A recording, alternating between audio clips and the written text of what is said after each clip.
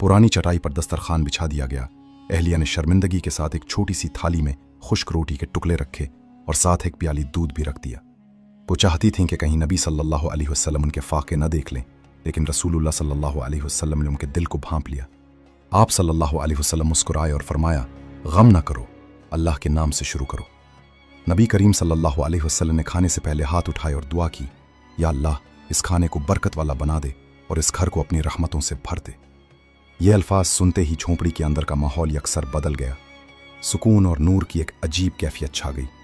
फिर नबी सल्लल्लाहु अलैहि वसल्लम ने खुद रोटी का एक टुकड़ा बिस्मिल्लाह पढ़कर तोड़ा और खाने की इब्तिदा की। आप सल्लल्लाहु अलैहि वसल्लम ने सहाबा कराम को भी बुलाया कि आओ अल्लाह के नाम से खाना खाओ। सब ने खाने के लिए हाथ बढ़ाया। अब हैरत अंगेज मंजर शुरू हुआ।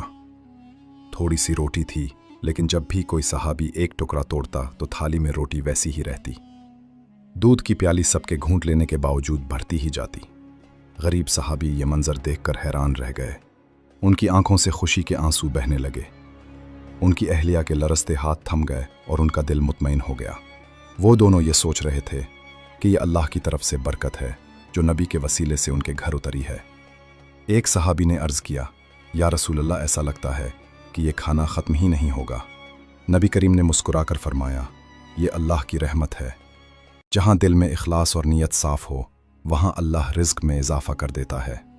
ये सुनकर गरीब सहाबी की कैफियत नाकाबिले बयान थी। उनके होंठों से बेसाख्ता निकला, या रसूलल्लाह, आज मेरे घर की सबसे बड़ी दौलत ये खाना नहीं बल्कि आपकी तशरीफ़ आवरी है। रसूलल्लाह ने उनकी तरफ मोहब्बत से देखा, उनके कंधे पर हाथ रखा और फरमाया, अल्लाह ताला सच्चे दिल वालों को कभी महरूम नहीं करता। खाने के बाद नबी ने दुआ दी, या अल्लाह, इस घर को हमेशा अपनी रहमत और बरकत का मरकज़ बना दे। ये अल्फाज सुनते ही झोंपड़ी के कोने कोने में नूर भर गया।